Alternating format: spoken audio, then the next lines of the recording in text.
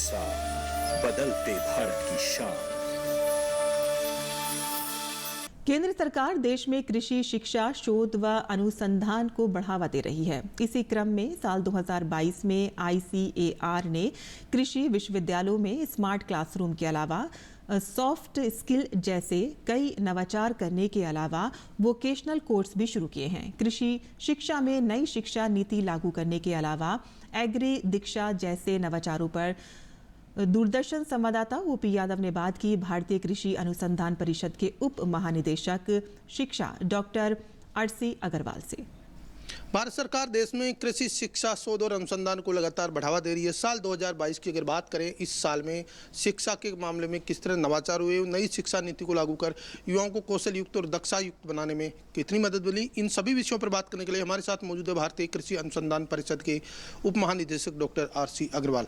Sir, अगर बात करें नई शिक्षा नीति के जरिए साल 2022 में भारत में युवाओं को एक नया आयाम देना कितना महत्वपूर्ण है? ये 2022 का साल हमारे लिए बहुत ही महत्वपूर्ण रहा है, क्योंकि इसमें जो हमारी राष्ट्रीय शिक्षा नीति है, इसका पालन करने के लिए और इसको लागू करने के लिए हमने बहुत सारे प्रयास किए हैं और बहुत सारी चीज़ें हमने लागू भी की हैं अपने कृषि विश्वविद्यालयों में, जिनमें मूलतः आप देखेंगे तो हमने करीब हर कृषि विश्वविद्यालय में 10% सीट बढ़ाने के लिए सभी कृषि विश्वविद्यालयों को हमने एक दिशा निर्देश दिया है और सभी विश्वविद्यालयों ने बढ़ाई भी हैं। जो हमारा क्वालिटी वाला एस्पेक्ट है, उसके लिए भी हमने जो BSMA की रिकमेंडेशंस, जो पोस्ट ग्रेजुएट और PhD का प्रोग्राम जो रिवाइज किया था, उसको भी हमने लागू किया। हमने बहुत सारे नए पाठ्यक्रम भी शुरू किए हैं। कृषि शिक्षा में कौन कौन से नए आयाम हैं जो बेमिसाल कहे जा सकते हैं? बेमिसाल के लिए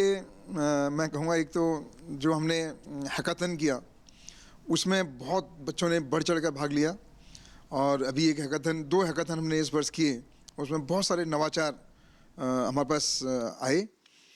इसके अलावा मैं कहूँगा कि हमने एक बहुत बड़ा कार्यक्रम, बहुत बड़ा एक MOU साइन किया इस बार हार्टफुलनेस इंस्टीट्यूट से। हमारा मेडिटेशन और जो योगा है, इसको हमने अपने कृषि विश्वविद्यालयों में एक कंपल्सरी कोर्स के रूप में लागू किया। पारदर्शी परीक्षा प्रणाली हो या शिक्षा की गुणवत्ता में सुधार का मामला हो या युवाओं को कौशल दक्षता की बातें हो, इनमें क्या क्या नवाचार हुए? इनमें तो बहुत सारे नवाचार हम लोगों ने किए हैं।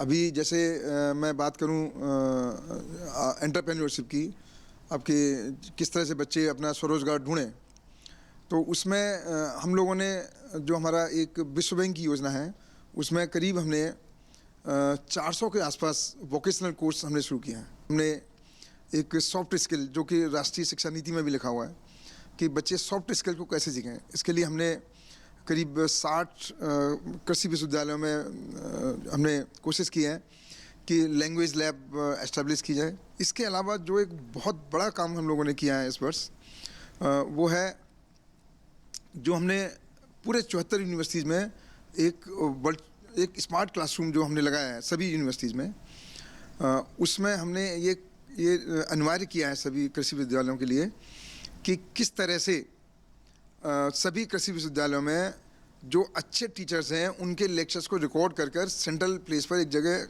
उनको उपलब्ध कराया जाए, जिससे कि कोई भी बच्चा एक अच्छे अध्यापक द्वारा पढ़ाया हुआ लेक्चर सुन सके। जिस पोर्टल को हमारे माननीय कृषि मंत्री जी ने लॉन्च किया और जिसका नाम है एग्री दीक्षा, तो कृषि दीक्षा करके वो पोर्टल है और काफ़ी इसको पॉपुलरिटी मिली है। तो भारतीय कृषि अनुसंधान परिषद के उप महानिदेशक डॉक्टर RC अग्रवाल, जिनका मानना है कि साल 2022 कृषि शिक्षा के मामले में न केवल बेमिसाल रहा है, बल्कि युवाओं को रोजगार परक शिक्षा देने के साथ साथ एक चरित्रवान युवा का निर्माण कर राष्ट्र के विकास में प्रगति करने के मामले में काफ़ी महत्वपूर्ण भी रहा है। मेरे सहयोगी कैमरामैन अमित खान के साथ मैं OP Yadav, DD news, Delhi. DD के साथ बदलते भारत की शान।